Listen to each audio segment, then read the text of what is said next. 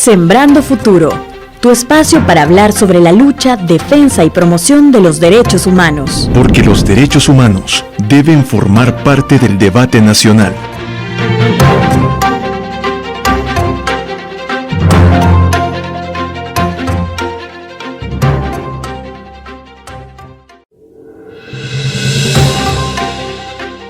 Bienvenidos amigos y amigas al sexto episodio de su podcast Sembrando Futuro, el podcast producido por el Instituto de Derechos Humanos de la UCA y llevado a ustedes gracias a plataformas como Spotify. En esta ocasión hemos querido abordar como temática principal de nuestro podcast la promoción de derechos de las niñas, niños y adolescentes en El Salvador. Por tanto, conversamos con Rocío Mendoza y Marilyn Cabezas, ambas forman parte de la asociación Leer para Soñar, a quienes le damos la más cordial de las bienvenidas. Muchas gracias por invitarnos. Gracias por el espacio.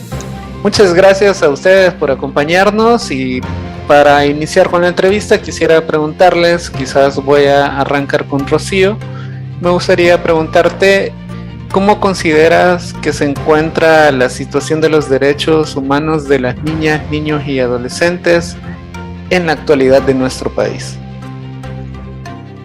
Pues el tema de derechos en niñez considero que es un poco complicado porque prácticamente es como que no hay un avance, porque sí, los derechos existen, pero no hay una garantía real de esto. Muchos niños y niñas viven en situaciones de violencias como tal, diversas, viven en condiciones de pobreza, no tienen un acceso a una educación de calidad, a una vivienda digna, y esto al final también les va limitando como al ejercicio de sus derechos, a la construcción de sus proyectos de vida, de sus sueños. Prácticamente podemos decir que no se cumple el derecho a un desarrollo pleno, porque prácticamente este derecho nos reúne, vea, todos estos otros que yo ya he mencionado que deben para poder crecer y poder desarrollarse plenamente, la niñez tendría que tener acceso a esta educación de calidad, a una vivienda digna, que sus personas responsables tuvieran acceso también a un empleo y que prácticamente obliga a que el Estado genere todas estas condiciones para este desarrollo de la niñez como tal. Entonces prácticamente yo lo definiría así, como en resumen que no avanza prácticamente el ejercicio de los derechos. Gracias, Rocío. Marilyn, además, bueno, ya Rocío nos hablaba sobre precisamente para tener un desarrollo pleno se debe garantizar derechos como la educación, como la vivienda digna y el empleo de las personas que están a cargo del cuidado de las niñas, niños y adolescentes. Pero me gustaría preguntarte si además de estos derechos que ya mencionaba Rocío, ¿hay algunos otros derechos que consideres que están siendo mayormente vulnerados en la actualidad de nuestro país?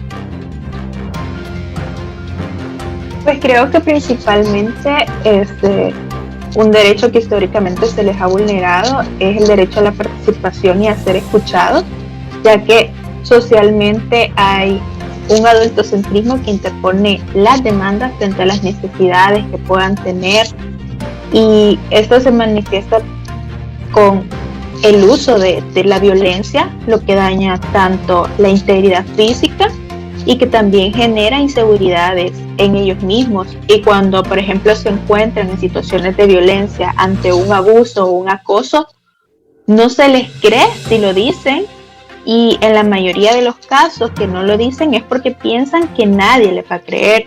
Entonces también vemos que este derecho, que pareciera que es como uno de los todos los derechos son prioritarios, obviamente, como decía Rocío, el derecho pleno a vivir una vivienda digna, la limitación y eso, pero también el derecho a la participación, o sea, que ellos puedan expresarse con confianza y decir lo que les está sucediendo, no es algo que se esté como cultivando en las familias salvadoreñas, porque casi siempre hay como una coerción de lo que puedan decir, utilizando esas frases como los niños o las niñas no deben meterse en conversaciones de adultos, o a los adolescentes, por ejemplo, se les cuestiona mucho la experiencia con que puedan comentar sobre alguna temática, lo que también limita que estos puedan organizarse y exigir la garantía de sus derechos.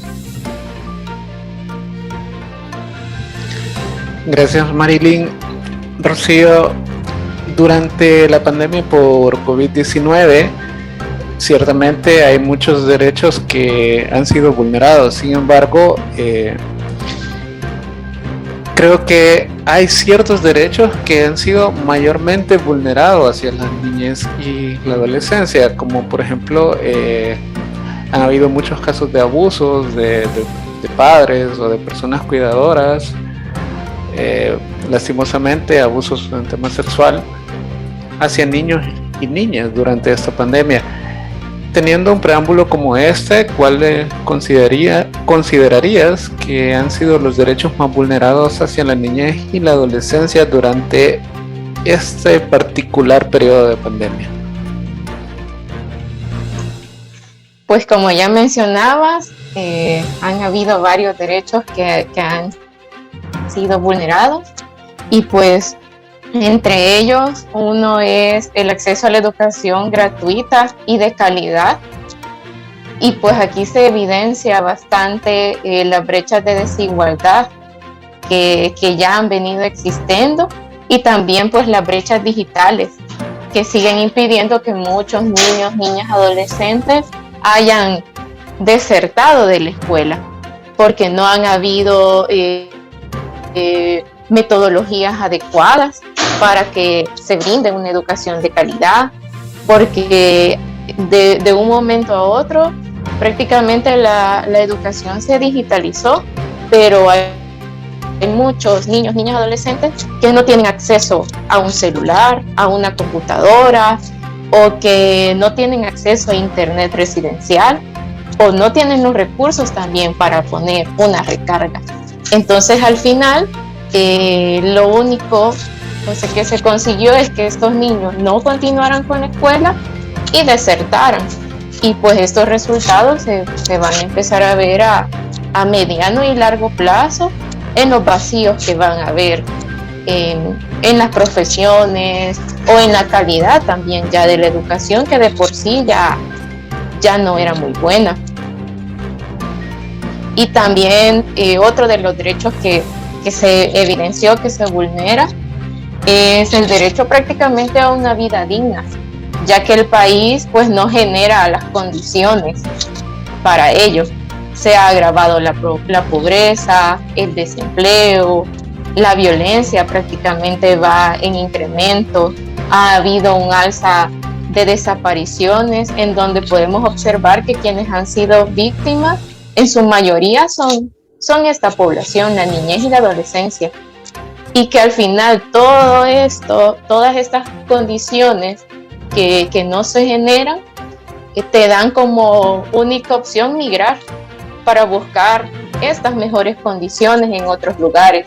Y en estos casos, pues las últimas personas consultadas son los niños, niñas, adolescentes. Prácticamente si sus familias deciden migrar, ellos y ellas se tienen que ir, no tienen opción. O sea, su única opción es adaptarse en este otro lugar, pero no son consultados de esta decisión. Entonces, al final esto les genera pues ciertos impactos en su desarrollo también.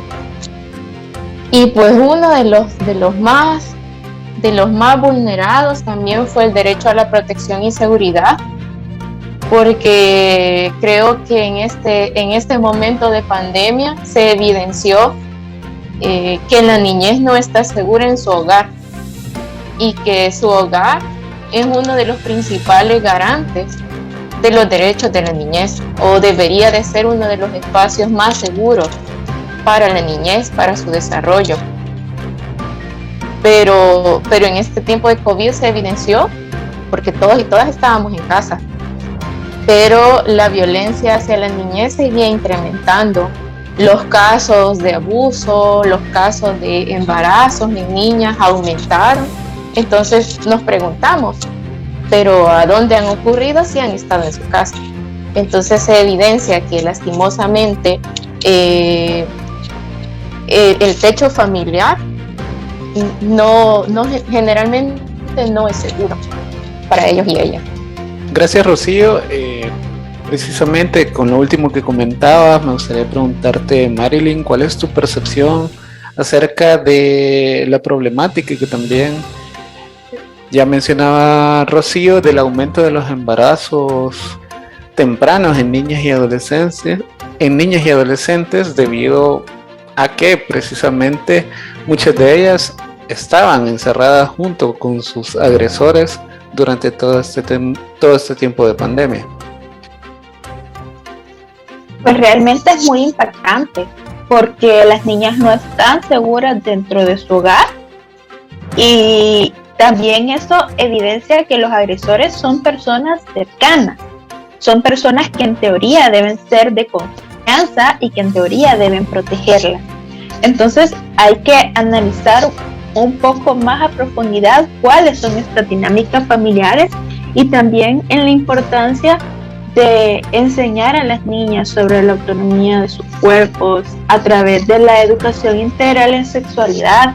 Yo creo que esa es como una de las grandes deudas que hay en nuestro país, porque prácticamente se ha satanizado esta educación, y vemos que es necesario, o sea, el hecho de que las niñas aprendan a nombrar las partes de su cuerpo sin ponerle sobrenombres, y que ellas puedan decir o entender cuáles son las zonas que una persona no puede tocar de su cuerpo sin su consentimiento, también en el tema de adolescentes, y identificar quién es una persona agresora y quién es una persona de confianza también, y sobre todo conocer sus derechos y enseñarles a alzar su voz y a reconocer y a nombrar la violencia, porque socialmente y lastimosamente se han normalizado muchas situaciones de violencia, como el acoso, por ejemplo, que de pronto hay muchas personas que no entienden el concepto porque no se les habla de qué es el acoso. De pronto podemos ir, las mujeres, pueden ir las niñas y adolescentes caminando en la calle y sentir ese temor, esa inseguridad de que alguien las esté acosando, pero no saben cómo nombrarlo o no saben que es un tipo de violencia. Que muchos pueden decir que es un tipo de violencia sutil, pero realmente daña a nivel emocional y psicológico. O sea, hay una paranoia de salir, y uno tiene como que crear estrategias para salir a la calle o dejar de ponerse cierta ropa, porque si no también culpan a la víctima. En este caso hemos conocido que el acoso empieza para las mujeres a los 9 años, entonces también es como bien alarmante y es de tenerlo en cuenta. Gracias, Marilyn. Rocío, Marilyn mencionaba algo súper importante, que es cómo el acoso sexual empieza hacia las mujeres desde muy temprana edad, siendo niñas, adolescentes, no digamos con mujeres, y eso realmente es grave en una sociedad como la nuestra que se esté desarrollando, ¿no? Pero me llama la atención que esto también suele dar paso a ciertos estereotipos, como también lo mencionaba Marilyn, que las mujeres o las adolescentes, incluso las niñas, no se pueden vestir de cierta forma porque están provocando a la persona que le va a generar algún tipo de daño, algún tipo de acoso o agresión. Entonces, eso realmente es bastante grave, pero ¿qué otro tipo o qué otros estereotipos son los que enfrenta actualmente la niñez salvadoreña? Pues prácticamente, si lo resumimos, los que están como más latentes son todos los estereotipos de género, porque se ven desde que nacen. Se hace como esta diferenciación, vea, si sos niño, te toca el color celeste, la pelota, los carritos, los juguetes de construcción. Incluso se dice que la mamá se ganó la gallina. Si sos niña, pues no te toca la gallina, no le toca a la mamá, y ya te toca el color rosado, las muñequitas, los juguetes de cocina, todos estos juguetes que ya te van induciendo hacia el cuidado, hacia otras personas. Entonces, desde que nacemos, prácticamente se da esa diferenciación y pues se va manteniendo en toda la crianza. Y esto al final va limitando también sus proyectos de vida, tanto en niños como en niñas, pero a veces se puede ver como mucho más marcado en las niñas y en las adolescentes, porque hay una presión constante en estos roles, en la vestimenta, por esto que ya mencionaba Marilyn, de que si nos vestimos de cierta forma, nos culpabilizan, si hemos sido víctimas de alguna violencia. O sea, no se cuestiona al agresor, sino a la víctima, en este caso, por cómo vestía, por las horas en las que andaba. Entonces estos roles se ven como mucho más marcados porque debemos de cumplirlos prácticamente. Y eso también crea como mucha desigualdad, pero también muchas inseguridades en las niñas, en las adolescentes, y por ende cuando también ya somos mujeres adultas, estas inseguridades nos van acompañando porque al final nos impiden desarrollar nuestras capacidades fuera de este rol. O sea, es como empezamos a cuestionar si realmente podemos dedicarnos a ser profesionales, a ser científicas, a ser artistas, o también es muy difícil el poder decidir ser madre o no ser madre, el vivir sola, casada o en ninguna de estas situaciones. Incluso también se nos es bien difícil romper con los ciclos de violencia que han estado tan normalizados, porque históricamente nos enseñan a no cuestionar, a amar incondicionalmente, que va, o sea, justo de la mano con estos estereotipos de género, que va justo prácticamente diseñado con este rol de mujer que debemos de cumplir desde que estamos pequeñas y que nos lo van formando con los juguetes, con los medios de comunicación, con la música, con todo prácticamente que nos rodea, ¿ve? Nos van como moldeando, y si rompes ese molde hay un gran cuestionamiento. Entonces prácticamente te van como obligando a entrar en ese molde. Ahora me gustaría que cambiáramos un poquito de tema y que pudiéramos conocer junto con los amigos y amigas radioescuchas sobre la iniciativa en la cual ustedes trabajan, y me gustaría que hablemos un poco sobre Leer para Soñar. Marilyn, ¿cómo surgió Leer para Soñar y cuál es el objetivo que persiguen?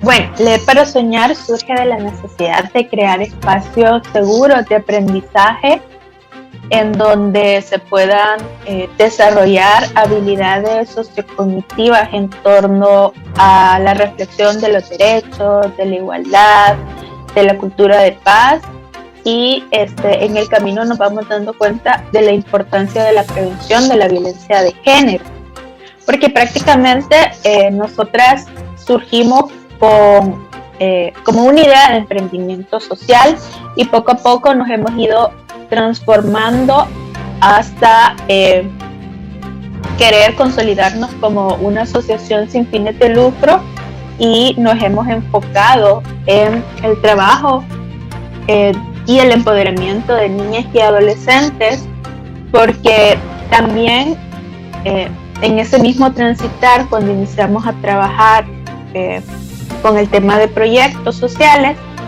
pues queríamos trabajar con grupos mixtos para trabajar en torno a la prevención de la violencia social, pero justo en nuestro primer proyecto piloto, que se llama Construyendo Historias y Cultura de Paz, que lo desarrollamos en el 2018, nos encontramos con un panorama en donde vimos cómo estos estereotipos de género están tan marcados ya en los adolescentes, incluso lo llevan a sus relaciones, en donde empiezan a replicar relaciones de poder y relaciones de violencia entre ellos.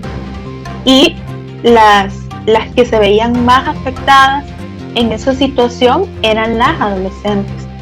Entonces eso nos impactó mucho, porque de repente, o sea, veíamos a niñas de 15 años con sus novios, donde ya estaban ejerciendo un rol pasivo, y donde ellos estaban ejerciendo violencia sobre ellas. Entonces fue como un sentir de impotencia que de repente nos llevó a pensar qué podíamos hacer o en qué podíamos aportar para incidir en los cambios de esas situaciones específicas.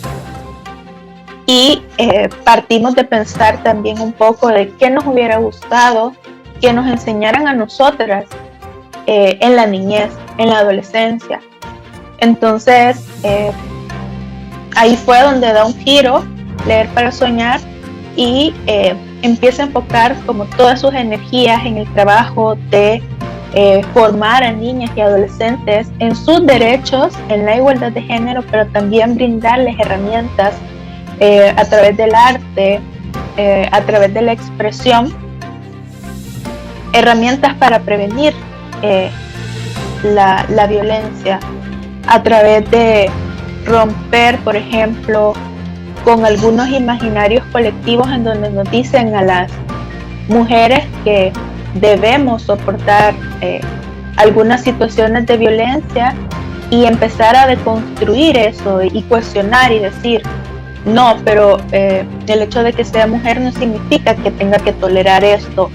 Como ir rompiendo también con esta cultura de violencia misógina que nos pone a las mujeres en desventaja y en desigualdad.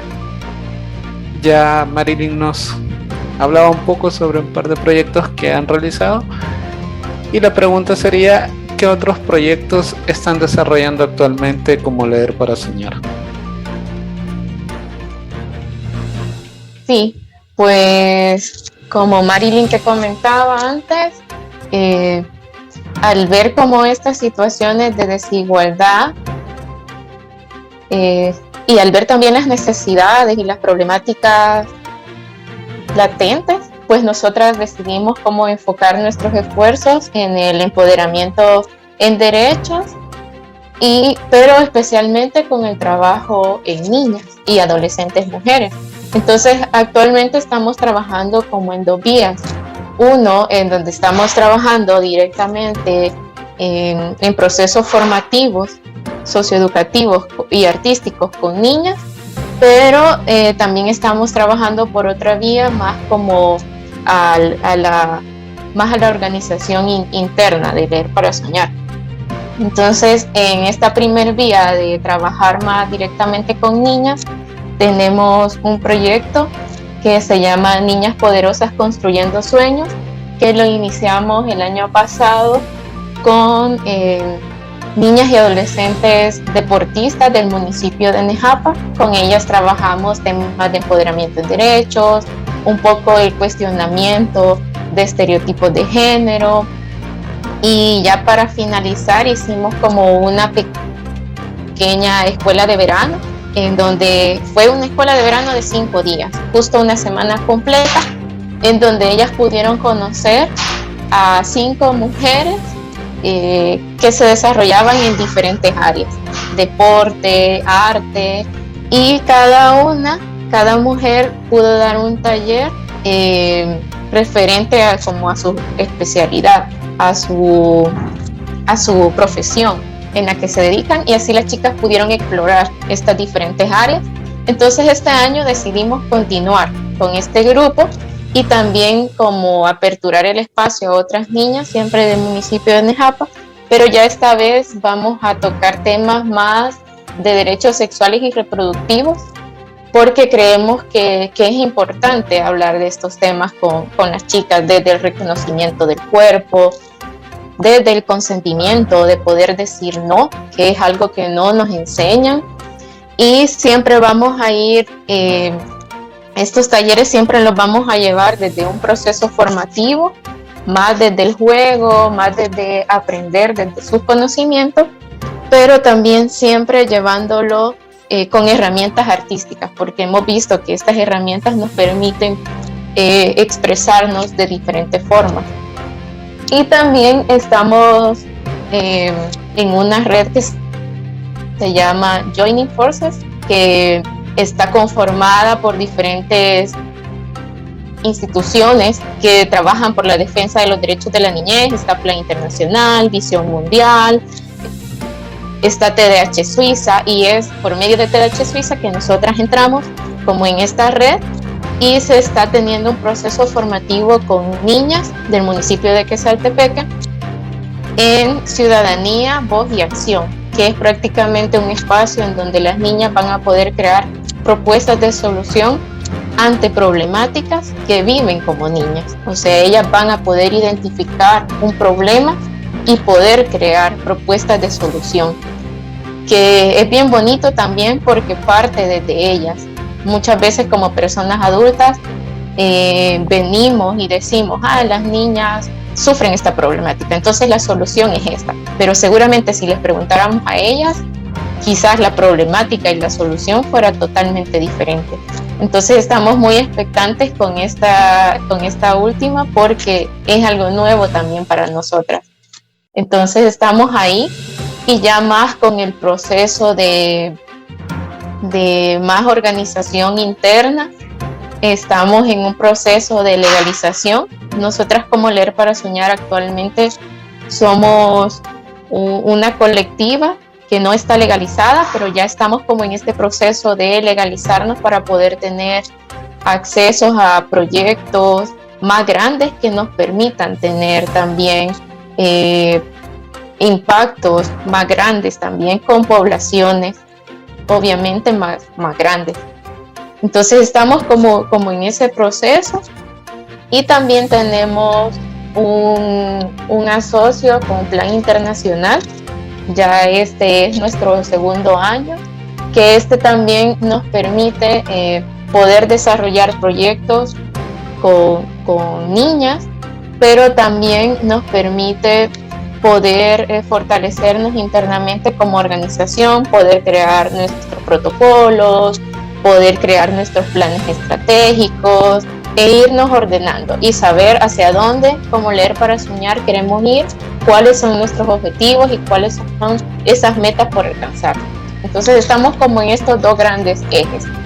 Por un lado está fortalecimiento interno, y por otro lado el trabajo directamente con la población, que en este caso son niñas y adolescentes mujeres. Gracias, Rocío. Solo una pregunta más sobre eso.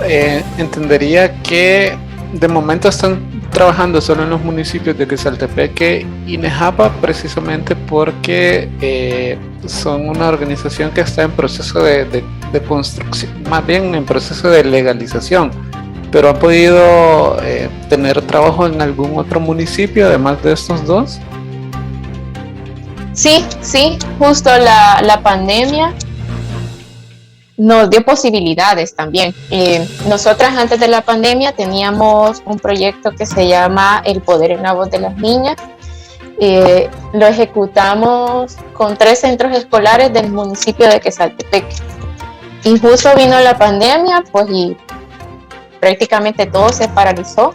Nosotras pues ya no podíamos acceder a los centros escolares, y pues prácticamente tuvimos que volcar nuestro proyecto a la virtualidad. Y eso, al inicio, pues tuvimos deserción de las chicas. Al inicio eran como que 15 chicas por centro escolar, y terminamos alrededor de 7 chicas. Pero esto nos permitió también poder crear un fanzine digital en donde las chicas pudieron plasmar como sus conocimientos en derechos, poder hablar un poco de quién es una persona agresora, quién es una persona de confianza, poder plasmar a dónde pueden acudir cuando sufren algún tipo de violencia. Entonces se creó este fanzine que solo está en versión digital, y esto se pudo prácticamente compartir con niñas, con personas no solo de El Salvador, sino también fuera del país, ya que la idea era que más personas pudieran conocer acerca de la importancia de que las niñas conozcan sus derechos, pero también ellas tenían como un deseo de poder compartir sus saberes con otras niñas, y que este compartir de saberes quizá pudiera prevenir alguna situación de violencia que estuviera sufriendo otra niña. Entonces, al final, esta pequeña experiencia de proyecto virtual nos permitió continuar con este mismo proyecto del poder en la voz de las niñas, desde una forma virtual, y pudimos aperturar el proyecto a niñas pertenecientes de los departamentos de La Libertad y de San Salvador. Entonces ya no solo nos encasillamos en estos dos municipios, sino que se aperturó el espacio, y fue una experiencia muy bonita. Las chicas prácticamente tuvieron un espacio para compartir con otras niñas, para también saber de que pueden tener espacios como niñas, espacios donde reflexionar, donde hablar, también darse cuenta de que si una niña sufre el acoso, darse cuenta que también hay otras niñas que también lo están sufriendo de igual forma. Y lo más bonito es de poder encontrar como o poder identificar formas de solución ante estas violencias que viven las niñas. Entonces, prácticamente la pandemia nos posibilitó a poder aperturar nuestros proyectos también de forma virtual. Gracias, Rocío. Marilyn, ya Rocío nos estuvo ilustrando algunos de los logros que tuvieron, y que precisamente la pandemia, con el vuelco hacia la virtualidad, les pudo ayudar a llegar a otras personas en otros espacios, en otros municipios. Me gustaría preguntarte, Marilyn, de los proyectos que han realizado hasta el momento como Leer para Soñar, ¿cuáles consideran que son como los principales logros que se han obtenido? Hemos visto bastantes avances significativos en las niñas participantes de los proyectos, ya que cuestionan el ejercicio real de sus derechos, y también creo que para nosotras es un gran logro el que ellas puedan identificar instituciones a las cuales pueden acudir, también identificar quién es una persona agresora y quién es una persona de confianza, también nombrar las violencias, o al menos cuestionar estas situaciones en la vida diaria que las pueden vulnerar, y que ellas identifiquen ese sentir de incomodidad, y que obviamente si les genera incomodidad, pues ya ellas saben que tienen que alertarse ante una situación y hablarlo con sus personas responsables. Creo que para nosotros esos son como logros bastante significativos, y que las madres nos hayan dicho que justamente lo hayan notado, que hayan notado, por ejemplo, que ellas tienen más confianza en sí mismas, o que pueden expresarse de una manera más fluida y manifestar sus opiniones en el ámbito familiar, o cuestionar a algunos de sus parientes en alguna situación en donde sienten que alguno de los estereotipos de género está latente. Por ejemplo, una madre nos contaba que su hija había enfrentado a la abuela de una manera pacífica, obviamente. Le había cuestionado el hecho del cabello, porque se lo había cortado tanto y que parecía niño, y era como, no, pero las niñas también podemos llevar el pelo corto. Entonces, para ella fue una situación que aunque pequeña fue bastante gratificante porque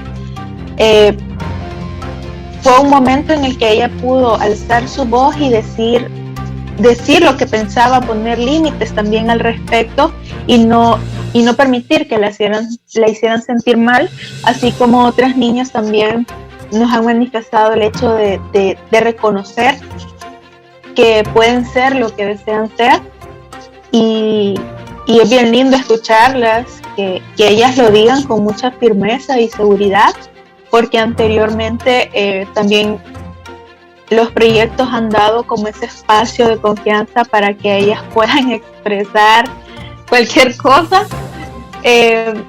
entre ellas las burlas que han sufrido por el hecho de ser niñas, cuando por ejemplo quieren jugar fútbol o cuando andan corriendo y de repente les llaman la atención porque andan sudadas y las niñas no deben ser así, sino que deben ser delicadas y cosas así.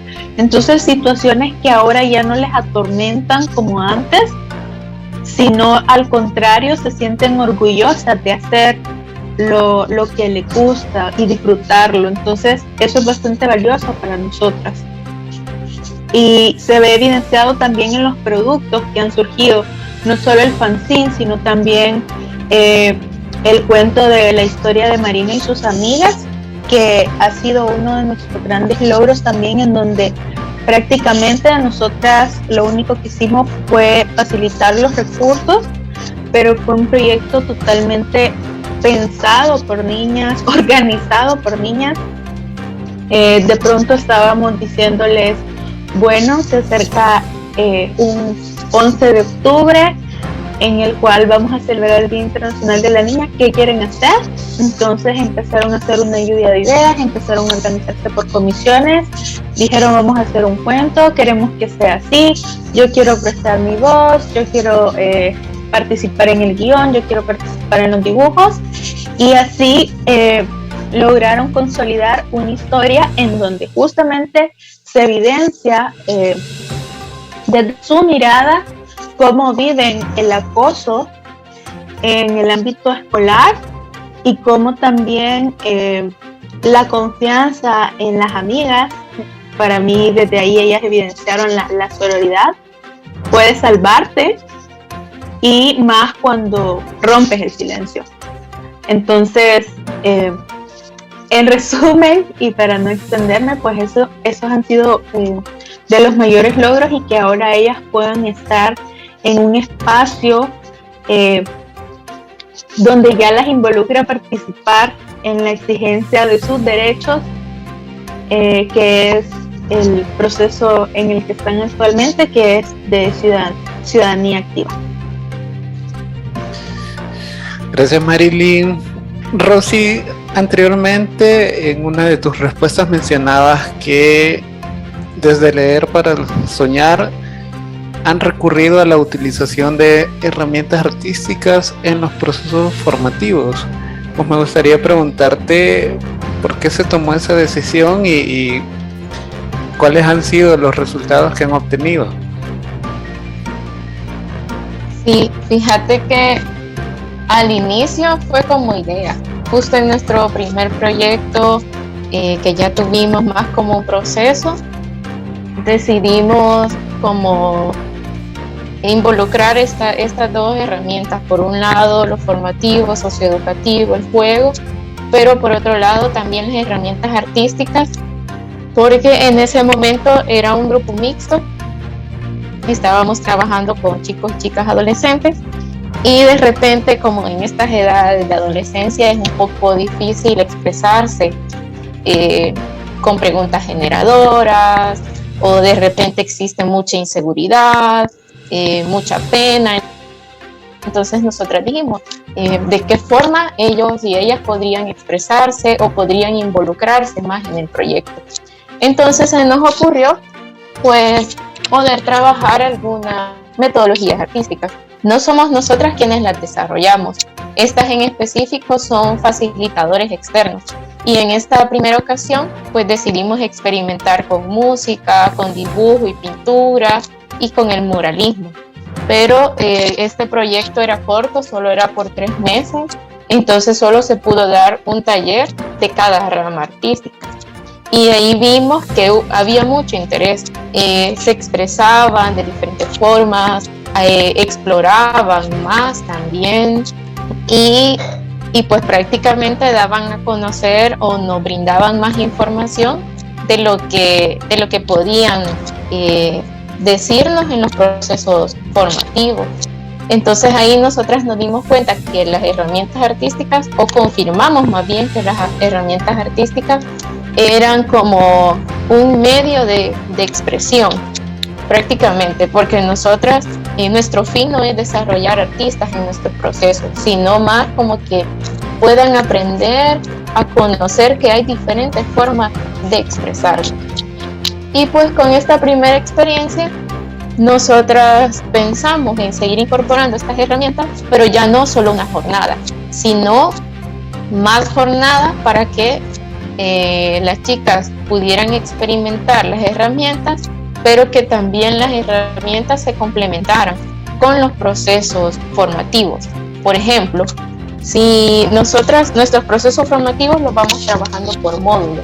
Si en el primer módulo trabajábamos el tema de derechos humanos, nosotras vemos o buscamos la forma de que esta herramienta artística se pueda complementar con lo que ya se ha venido desarrollando en temas de derechos humanos para poder tener mejores resultados.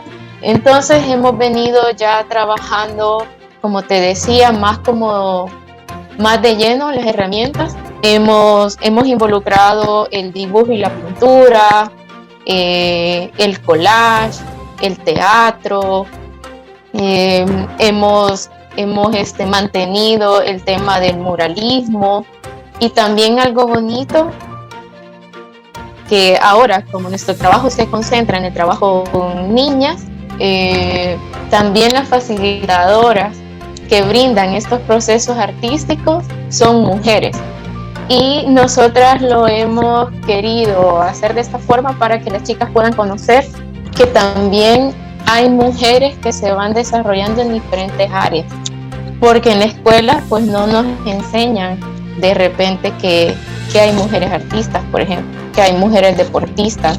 O sea, en los libros, en la historia no nos muestran. Y por ende no tenemos a mujeres referentes. Y al no tener mujeres referentes, no nos creemos que podemos ser algo diferente, que podemos ser pintoras, que podemos dedicarnos al collage o que podemos ser diferentes cosas. Por ejemplo, cuando tuvimos este curso de verano, que fue puramente de facilitadoras externas mujeres, ahí tuvimos dibujo y pintura, collage, incluso hubo un taller de escalada, y esto les permitió a las chicas poder conocer a mujeres que se desarrollaban en diferentes áreas. Había una que era abogada, pero que también hacía performance, que hacía collage, la chica que hacía escalada, también recientemente se había graduado de relaciones exteriores.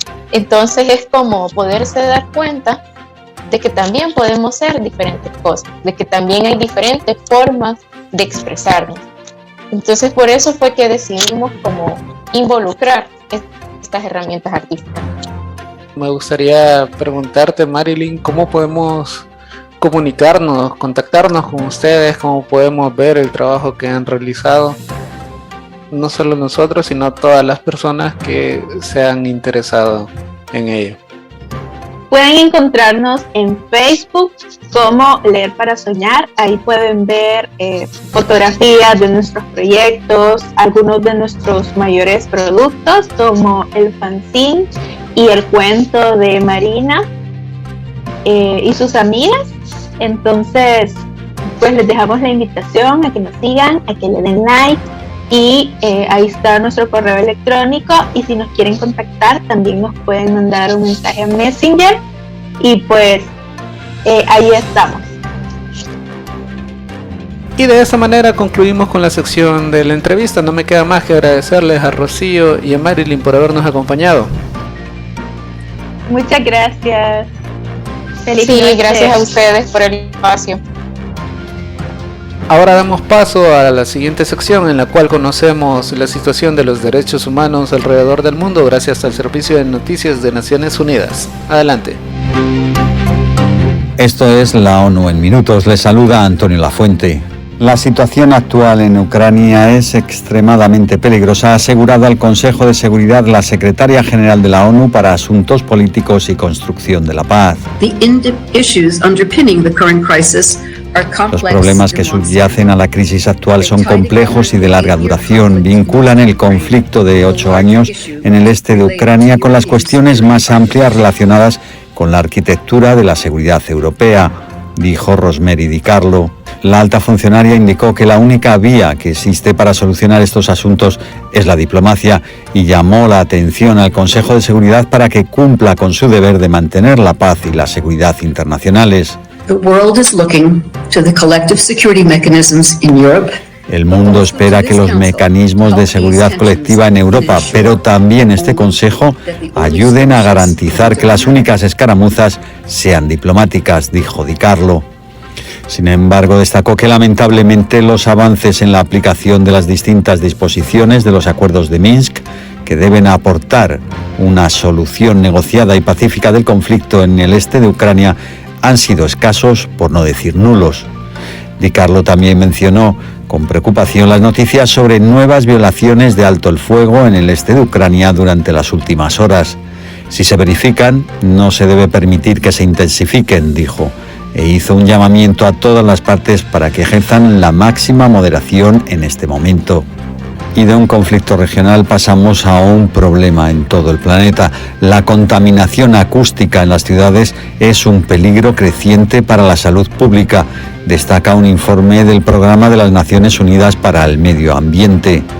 Los sonidos no deseados, prolongados y de alto nivel procedentes del tráfico rodado, el ferrocarril o las actividades de ocio perjudican la salud y el bienestar de los ciudadanos que padecen molestias crónicas y alteraciones del sueño. Estas molestias y alteraciones conducen a su vez a graves enfermedades cardíacas y trastornos del metabolismo como la diabetes. Al tiempo también causan problemas auditivos y una peor salud mental. La contaminación acústica provoca 12.000 muertes prematuras al año en la Unión Europea y afecta a 1 de cada 5 de sus ciudadanos. Los niveles de ruido aceptables se superan en muchas ciudades del mundo, entre ellas Argel, Bangkok, Damasco, Dhaka, Ho Chi Minh, Islamabad o Nueva York. Los más afectados son los más jóvenes, también los ancianos y las comunidades marginadas cerca de carreteras con mucho tráfico y zonas industriales alejadas de los espacios verdes. El informe titulado Fronteras 2022, Ruido, Llamas y Desequilibrios también centra la atención sobre el aumento y la frecuencia de los fuegos forestales, así como las alteraciones en el calendario de los ciclos vitales en los ecosistemas naturales, causando graves daños ecológicos. Pasamos ahora a asuntos económicos. El comercio mundial alcanzó la cifra récord de 28,5 billones de dólares en 2021, asegura un informe de la Conferencia de las Naciones Unidas sobre Comercio y Desarrollo. Esto supone un aumento del 25% respecto a 2020 y un 13% más en comparación con 2019, antes de que se produjera la pandemia de COVID. El año pasado las principales economías comerciales registraron un aumento de las importaciones y exportaciones por encima de los niveles anteriores a la pandemia, y el comercio de bienes aumentó con más fuerza en el mundo en desarrollo que en los países desarrollados. No obstante, según las previsiones de este organismo de la ONU, es probable que el comercio mundial se reduzca en 2022, ya que posiblemente disminuirán los motores que impulsaron el comercio internacional el año pasado, entre ellos el aumento del precio de los productos básicos, la disminución de las restricciones por la pandemia y la fuerte recuperación de la demanda debida a los paquetes de estímulo económico. Y ahora sobrevolamos una crisis humanitaria. El número de personas al borde de la inanición en todo el Sahel se ha multiplicado casi por 10 en los últimos 3 años y el desplazamiento por casi 400. El Sahel, que se extiende al sur del desierto del Sáhara, está experimentando actualmente algunas de sus condiciones más secas en muchos años. En solo 3 años, el número de personas que marchan hacia la inanición se ha disparado de 3,6 millones a 10,5 millones en 5 países: Burkina Faso, Chad, Mali, Mauritania y Níger. Se espera que la crisis actual supere a la de años anteriores debido a factores que se agravan, como la inseguridad, el aumento de la pobreza y el espectacular incremento del coste de los alimentos. El director ejecutivo del Programa Mundial de Alimentos, David Beasley, acaba de visitar la región para evaluar de primera mano la terrible crisis humanitaria a la que se enfrentan sus habitantes. He estado hablando con familias que han sufrido más de lo que pueden imaginar. Han sido expulsadas de sus hogares por grupos extremistas, han pasado hambre por la sequía y se han sumido en la desesperación por los efectos económicos del COVID-19. Nos estamos quedando sin dinero y esta gente se está quedando sin esperanza, dijo Beasley al terminar la visita. Y hasta aquí las noticias más importantes de las Naciones Unidas. Desde Nueva York, Antonio Lafuente. Y de esta manera damos por concluido el episodio número 6 de su podcast Sembrando Futuro. No me queda más que agradecerles por haber llegado hasta acá, invitarlos a que nos sigan en todas nuestras redes sociales y que estén pendientes todas las semanas de un nuevo episodio de su podcast. Muchas gracias por estar pendientes de nosotros, nos escuchamos la semana que viene. Reflexionar, convertir en cultura nuestra memoria del pasado, resulta indispensable para una cultura de paz. El Instituto de Derechos Humanos de la UCA presentó Sembrando Futuro.